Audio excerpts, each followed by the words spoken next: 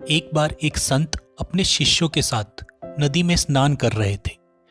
तभी एक राहगीर वहां से गुजरा तो महात्मा को नदी में नहाते देख वो उनसे कुछ प्रश्न करने के लिए रुक गया। वो संत से पूछने लगा, महात्मन, एक बात बताइए कि यहाँ रहने वाले लोग कैसे हैं, क्योंकि मैं अभी अभी इस जगह पर आया हूँ और नया होने के कारण मुझे इस जगह की कोई विशेष जानकारी नहीं है। इस पर महात्मा ने उससे व्यक्ति से पूछा, भाई, मैं तुम्हारे सवाल का जवाब तो बाद में दूंगा, पहले तुम मुझे ये बताओ कि तुम जिस जगह से आए हो वहाँ के लोग कैसे हैं। इस पर उस आदमी ने कहा, उनके बारे में क्या कहूँ महाराज, वहाँ तो एक से एक कपटी और दुष्ट लोग रहते हैं, इसलिए तो उन्हें छोड़कर यहाँ बसेरा करने के लिए आया हूँ। महात्मा ने जवाब दिया, बंधु, तुम्हें इस गांव में भी वैसे ही लोग मिले, कपटी, दुष्ट और बुरे। वह आदमी आगे बढ़ गया।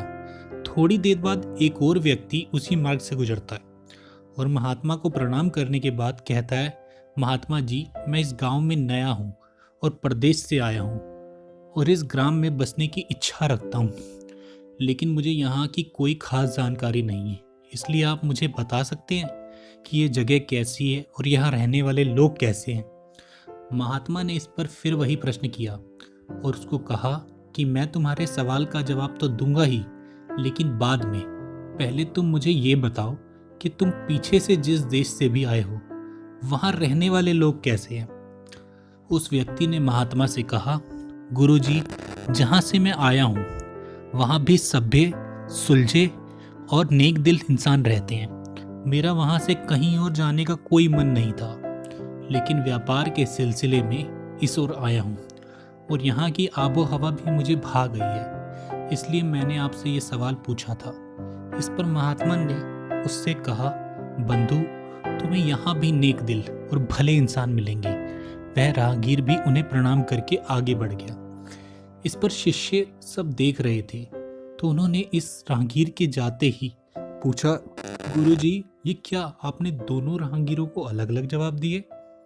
हमें कुछ भी समझ नहीं आया।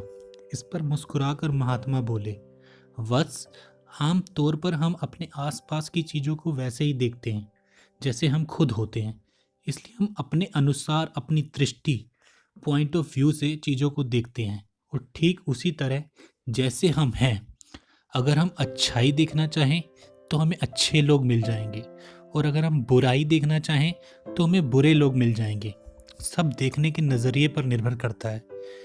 यही ज़िंदगी का सार है कि जिस तरह से हम होंगे उसी तरह से हम चीज़ों को देखेंगे।